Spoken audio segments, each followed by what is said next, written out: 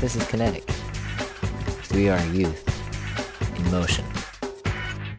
Yeah, well, I'm curious.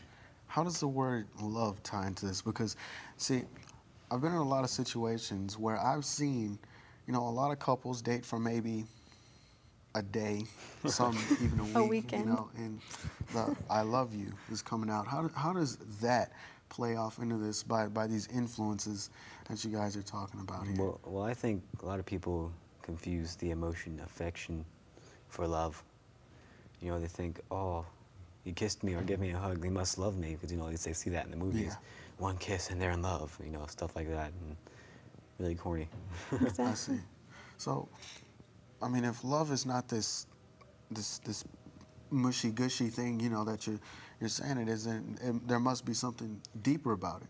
Well, there's a saying that goes that there's no love without free will. So what does that make love? A choice. It makes love, yeah, a choice. It makes love a choice. So love's a choice. I like that. So you have to choose to love someone. Mm-hmm. It's not just the affection, that's just a part of it. Yeah. I mean, that makes a lot of sense because, I'm sure you guys have seen relationships where people have been rocky, in what they're doing, and it's just really been hard. We'll be right back after these messages. Okay. You just want to be you, right? Your own look, your own story. Hey, what's up? You just want to have some fun. You don't want to deal with someone offering you a drink. Don't have to, don't need to.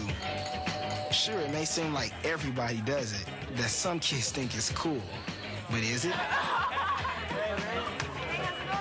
Would you want to embarrass yourself or say things you'll regret later? Or hurt the feelings of someone you care about? I don't think so. So the next time someone offers you alcohol, remember, you don't have to drink to have a good time. Hey. Sorry, gotta lose the beer. Because for kids who drink, the party is already over. For more information on teens and drinking, visit our website, thecoolspot.gov. Check it out. Be cool, be you. Welcome back to Kinetic TV. I hope you enjoyed that little announcement. Sorry we had to cut you off. But what exactly were you going, Well, I was just saying that, because love is a choice, I'm sure you guys have seen, relationships where it's been kind of rocky and it's been kind of tough, but they still chose to stick it in, and love on each other, rather than, break apart, rather than separate. And, I think that's a really good definition of how love is a choice, through relationships like that, where it seems like you don't have the love for that person anymore, but yet and still, you still stay there. Yet and still, you still fight through and you still keep faith and you believe. That's great. That's dead on. And I just wanted to ask you guys, this right here, what is the definition of a healthy relationship? A healthy relationship. Well, I kind of want to talk about what unhealthy is first. Well, go ahead. What's an unhealthy relationship? Because the first thing that went through my mind when you asked that was someone who doesn't make that person their foundation of their life. So I guess, unhealthy relationship would be if you put that person on a pedestal and build your life around them and, base your happiness on them. That's unhealthy. Just for the fact that, people are people and they're going to disappoint you, Yeah. You have to be grounded in something else, You can't be grounded in someone else. So, did you have something you wanted to say about that, Eli? Well, basically the same thing she was saying with relationships and people who set their foundations on other people. Teams are very changing kind of people. We change all the time. We can be different. Be one way one week, different the other week. And so, if you're trying to put your foundation on something that's shaky, it's going to fall eventually. Exactly.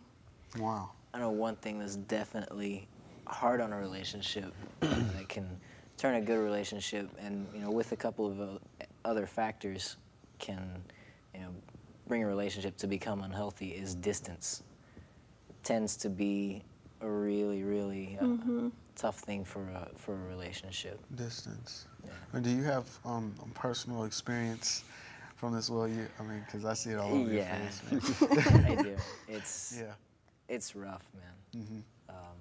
I mean, communication obviously is like number one necessity for any relationship. Whether it be friendship, relationship with your parents, or whatever. Communication is like huge, and what distance does is it makes you have to put forth an effort in keeping in contact with somebody. Yeah. And I personally don't like putting forth a whole lot of effort in a lot of things. And so you really find out what's important to you. Yeah. Whenever you have to put a lot of effort into something, and it just eventually starts to, with less and less communication, you kind of start to realize what's important and what's not important to you. Yeah, it kind of boils back down to that choice. What we were The talking choice. about, back to the choice. Whether or not you want to stick it in, or whether or not you just want to dissipate it. Whether it's worth it or not. Yeah, I mean that's real, man. That's real. So these are some definitions of some unhealthy things for a relationship, and an overall view of what an unhealthy relationship would look like. If I were, say, just a young teen and I were thinking about dating someone, what would be the advice that you would give me?